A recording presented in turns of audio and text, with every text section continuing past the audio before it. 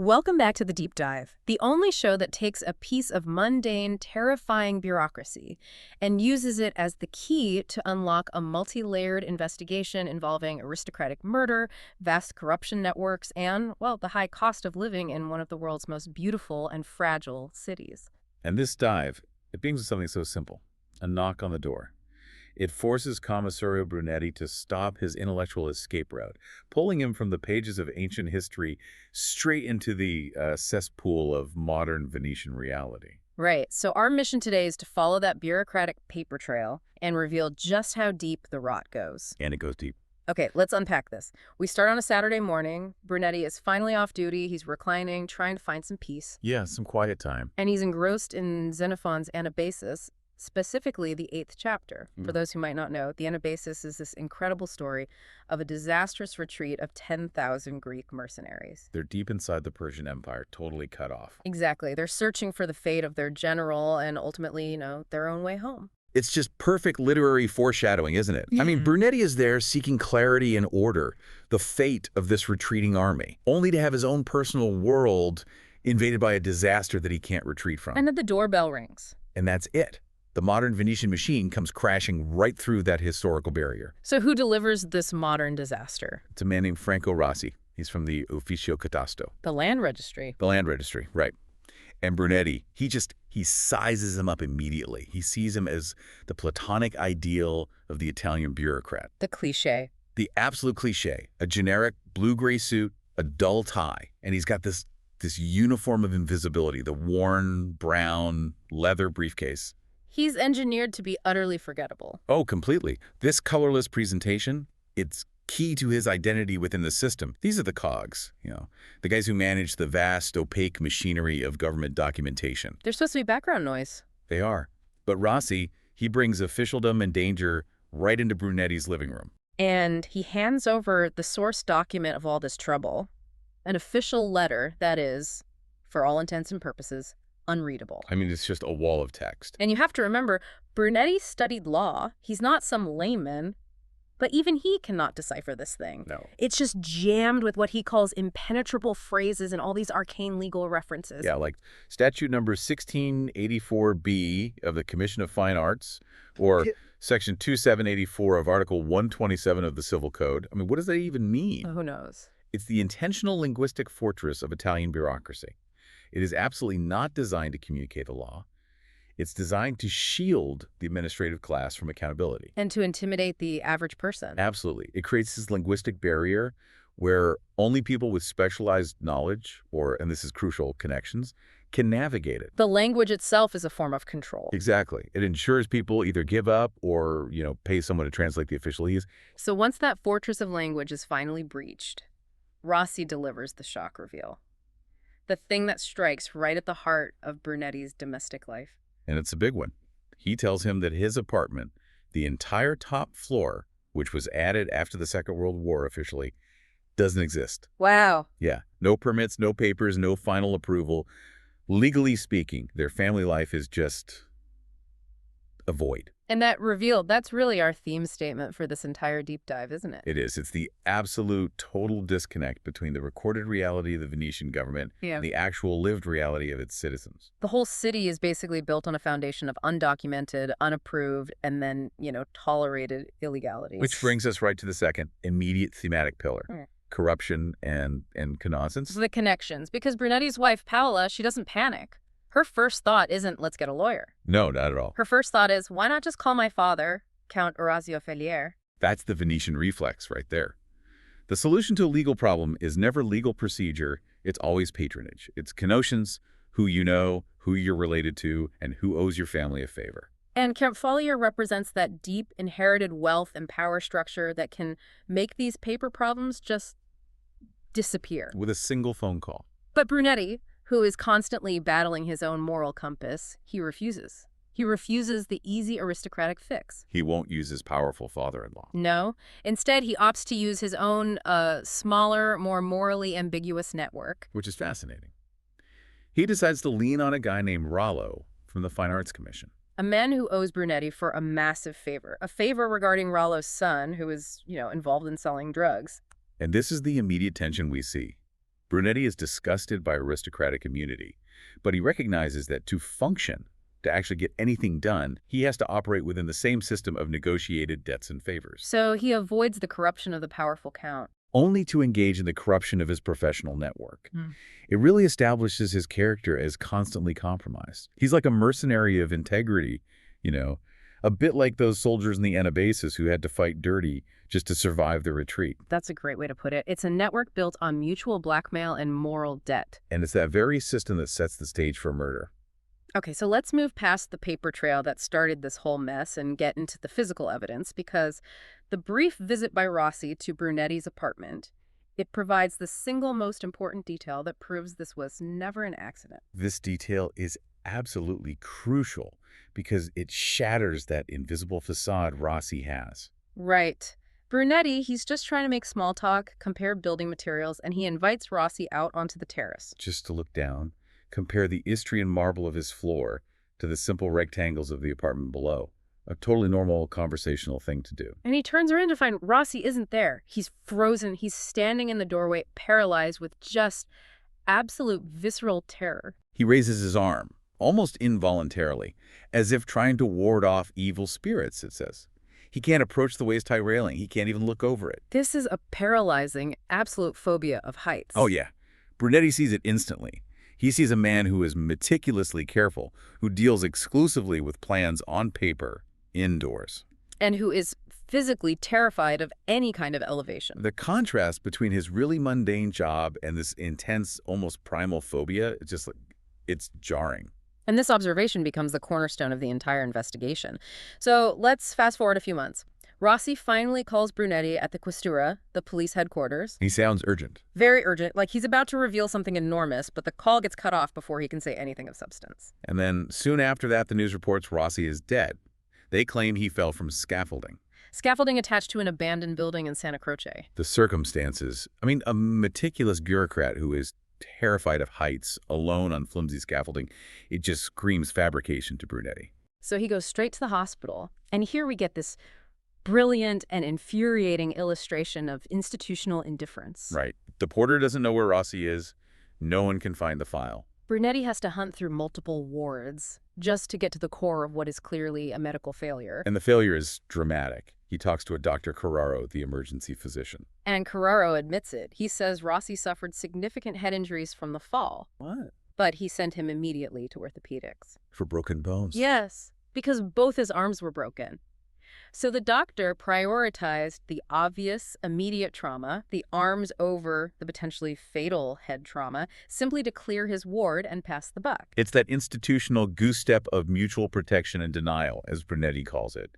It's the medical profession covering its tracks, operating less on patient care and more on bureaucratic triage and, liability avoidance. By immediately routing him to orthopedics, they effectively prevented a necessary neurosurgery consult. Which is exactly why organized crime loves institutional negligence. It creates the perfect cover. So this forces Brunetti's hand. He knows he can't trust any official report. He uses his authority to demand an autopsy. Which he gets, performed by the trustworthy pathologist Dr. Rizzardi, who thankfully operates outside that hospital's system of denial. And Rizzardi confirms Brunetti's deepest suspicions. This was not an accident. Not even close. Rossi had two distinct head wounds. The first one was flat, consistent with hitting the pavement. It had dirt and cement in it. That confirms the fall happened. But the second wound, that's the one. It's smaller, deeper, and it's tubular cylindrical, made by an object that looked like a pipe.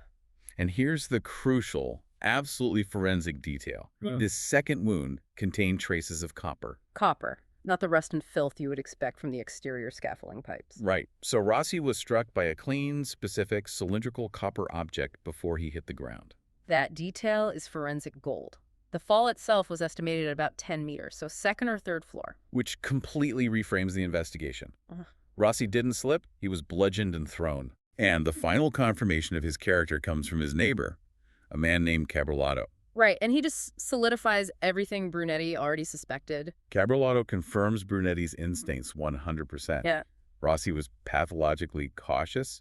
He preferred working with plans indoors. He was terrified of changing a light bulb because of the risk of broken glass. And he even asked Cabrolato to carry boxes downstairs for him. Exactly. There's no way this man was voluntarily climbing scaffolding 10 meters up in the air. He was forced up there by his killer. Absolutely. So now we have a murdered bureaucrat killed with a copper pipe found in an abandoned building.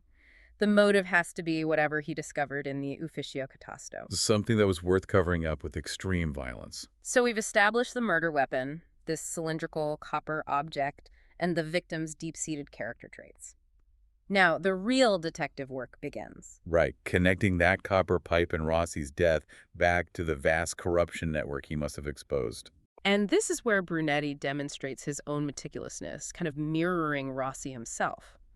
He starts with Rossi's wallet. Which wasn't just money, it was evidence of a highly methodical mind. The bills were arranged perfectly, largest in the back, descending to the smallest. And among all the documentation, he finds an unconnected phone number, just digits, written on the back of a bar receipt. That detail about the wallet, that obsessive ordering, is so profound. It tells you Rossi wasn't just some colorless bureaucrat. He was a man obsessed with order. Which means his investigation would have been equally meticulous. He was the one person in the whole Catasto who would have kept perfect records of the corruption he found. Absolutely. And that random number, it leads Brunetti to Ferrara and to the law firm of a man named Alessandro Capelli. And Capelli, you have to remember, had been murdered just a month prior, shot through his office window. Brunetti talks to Capelli's partner, Gavini, who confirms the link. Capelli had called Rossi's number at the Ufficio Catasto multiple times before he died. So this proves Rossi wasn't just dealing with Brunetti's little illegal apartment issue. He was digging into something that got a prominent lawyer killed. Yet the official explanation for Capelli's death, which came from a magistrate, Angelo Righetto, was just dismissed as a simple crime of passion. Mistaken identity, cherchez la femme, the usual. They basically blamed one of Gavini's habits. And Righetto completely ignored the crucial fact that Capelli was a known fighter of usury and financial crime. Righetto's dismissal is the systemic rot in action. The magistrate is either complicit or he's willfully blind, allowing the true focus of Capelli's investigation, the moneylenders, to just continue operating unimpeded. So Brunetti realizes he has to follow the trail of gli strozzini, the loan sharks. And to understand the scope of this problem, Brunetti turns to an old banking friend, a woman named Franca. She confirms that Venice has this thriving clandestine economy, totally controlled by these predatory moneylenders, the Volpatos. And they're operating openly in places like Campo San Luca, preying on people who've been denied credit by the banks. And the rates Franca describes are they're staggering.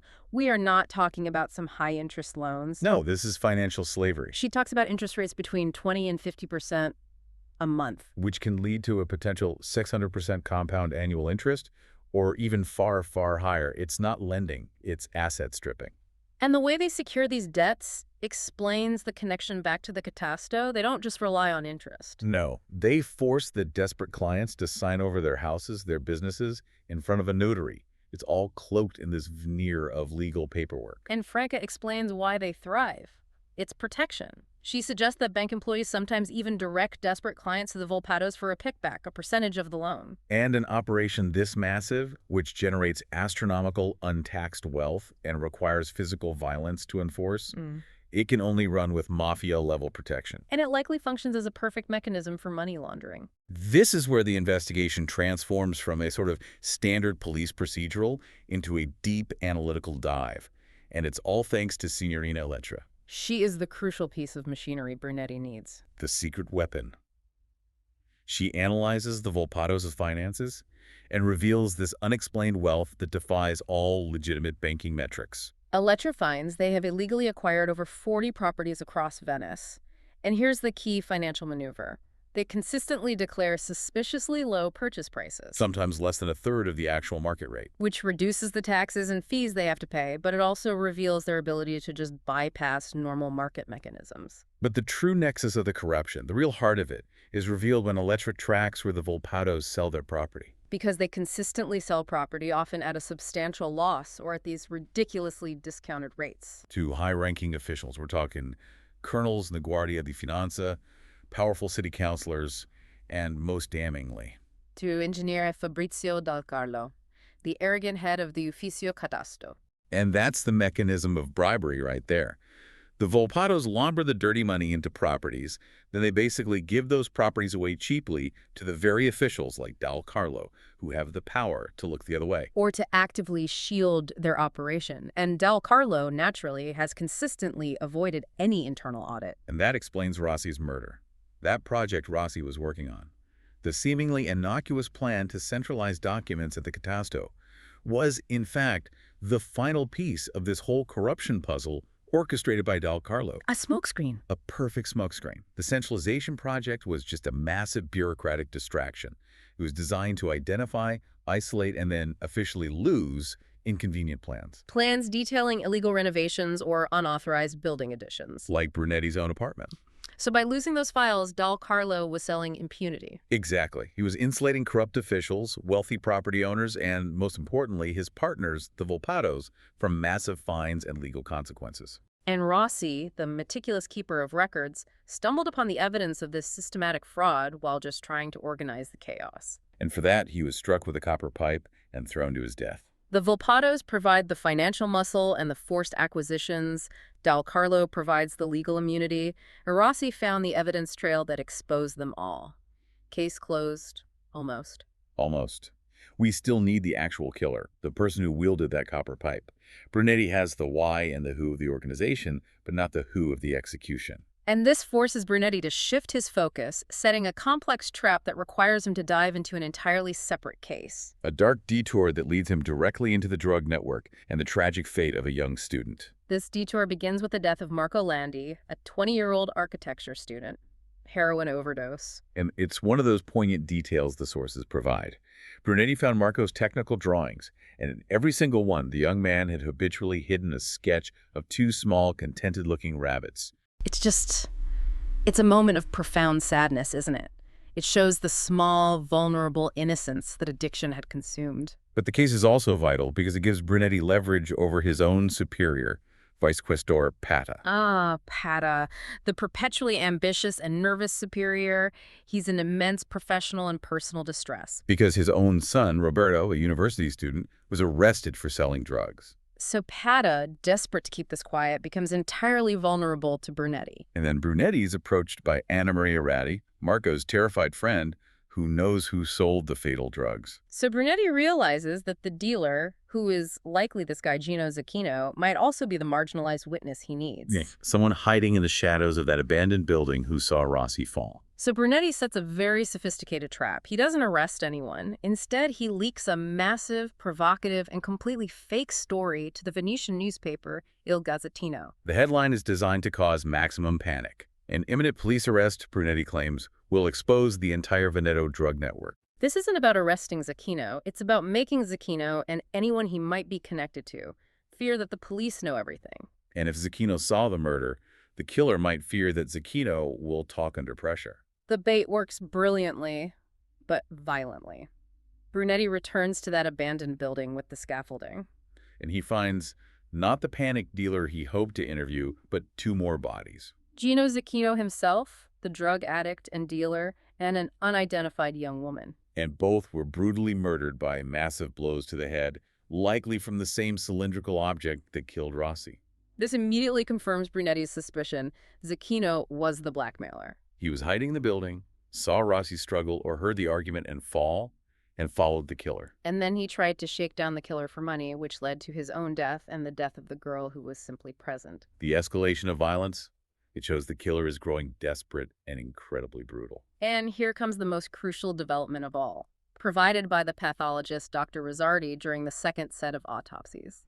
Rosardi reveals that both Zecchino and the girl were HIV positive. Zecchino was, in fact, near death anyway. But the absolute genius twist that changes the dynamics of the entire investigation Is the bite. The bite. During the struggle, the unidentified girl bit her attacker. And not a small nip, but a large, vicious, tearing wound. Rosardi describes it as being about the size of a dog's bite, perhaps a cocker spaniel. And that wound, that bite, contained the attacker's blood and flesh, specifically hairs from a forearm. The theoretical risk of HIV transmission via a bite, coupled with the atavistic, intense societal terror of AIDS in that era, it gives Brunetti the psychological weapon he needs. The killer is now terrified of infection. He is the murderer exactly where he wants him. So Brunetti then leaks a second, even more lurid fake story to the press. He's escalating the panic. And the headline is dramatic. Killer's victim takes vengeance with fatal bite. The story isn't about solving the murder, it's a psychological operation. It claims that a revolutionary, experimental, and necessary cure exists for the HIV transfer.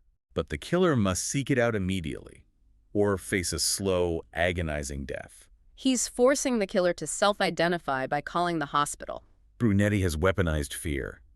He has placed a radioactive psychological beacon on his suspect, forcing them out of the shadows. The psychological bait works almost instantly. A terrified man calls the hospital, desperate for the cure. And Brunetti identifies him as Giovanni Dolfin, the awkward yet immensely strong brother of Donna Dolfin, who is Del Carlo's secretary at the Ufficio Catasta. This is the moment of confrontation.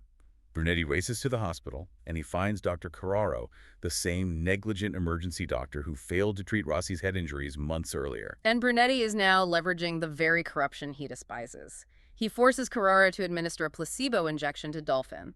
He lies, says it's the cure, and promises Carraro that he will drop the investigation into Rossi's initial medical failure if he complies. It's a chilling use of power.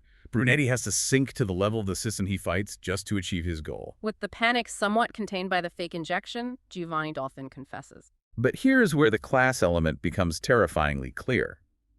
Giovanni's motivation wasn't primarily financial, though he was protecting his sister's scheme. No, it was aristocratic rage. Rooted in 800 years of Dolfin family history. Rossi, the meticulous but colorless bureaucrat, had the audacity to insult the Dolfin family honor and, unforgivably, he used the informal address to, with Giovanni, a count, a man whose family traces its lineage back to George Giovanni Dolfin in the 14th century. It's the true shocker of the story, really. 3 murders are fundamentally rooted in an administrative cover-up, yes, but the trigger for the first murder was class snobbery. An ordinary man using the informal you to account was considered an affront worthy of execution.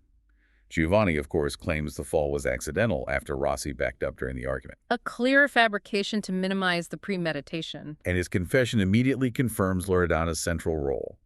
She'd coached him on what to say, and critically, she knew about the bite, which is why she had warned him not to go to the hospital. She recognized Brunetti's headline was a trap. Giovanni also confirms Zecchino's blackmail scheme. Zecchino saw the body, managed to follow Giovanni home, and tried to shake him down. So Giovanni took him back to the abandoned building, ostensibly to clean the scene and silence him, resulting in Zecchino's death and the tragic collateral murder of the young woman who happened to be with him. The physical violence, the use of the copper pipe, was all carried out by Dolfin, the family muscle, protecting the Dolfin name and, by extension, the entire corruption ring. But just as Brunetti secures this full confession, just as he believes justice is finally within reach, the system slams the door shut in his face with brutal efficiency. Giovanni's lawyer, Contarini, arrives, and he presents Brunetti with a document that just nullifies the whole confession. A Ministry of Health certificate, dated 10 years earlier. It's a literal get-out-of-jail-free card. The certificate declares Giovanni Dolfin mentally incompetent and therefore not subject to the full rigor of the law. The 800-year-old Dolfin family name is protected, and the killer is untouchable. The wealth and privilege of the aristocracy just trumps modern legal procedure. End of story. And Brunetti is just consumed by this absolute cold fury. 3 people are dead, the entire corruption ring is exposed, but the killer and the masterminds, Carlo, the Volpatos, they're all shielded. So he realizes he cannot beat the system using the law. He has to use his own form of calculated, professional revenge. He confronts Donna Dolfin, who only cares about her brother's fate, and Brunetti reveals his final, brutal plan. This is his ethical compromise, but it's also his greatest professional triumph.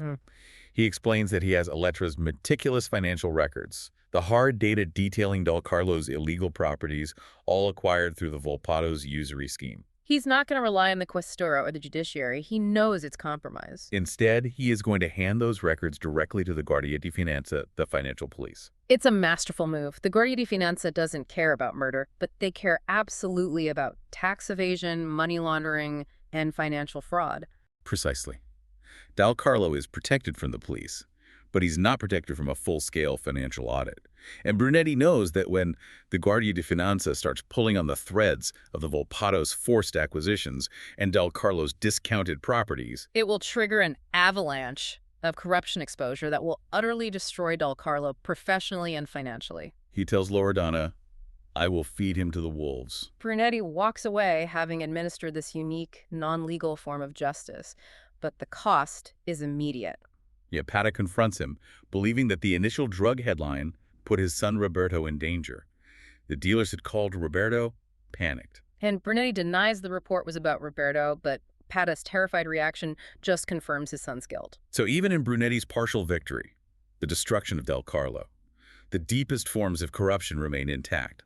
The Dolfin's legal immunity, the Volpatos' ongoing usury operation. And the personal moral rot symbolized by the fact that Tata's son, the son of the vice questor, is part of the drug trade. So we started with a piece of paper about an illegal apartment, and we ended with 3 murders, the exposure of a massive corruption ring, and an untouchable killer.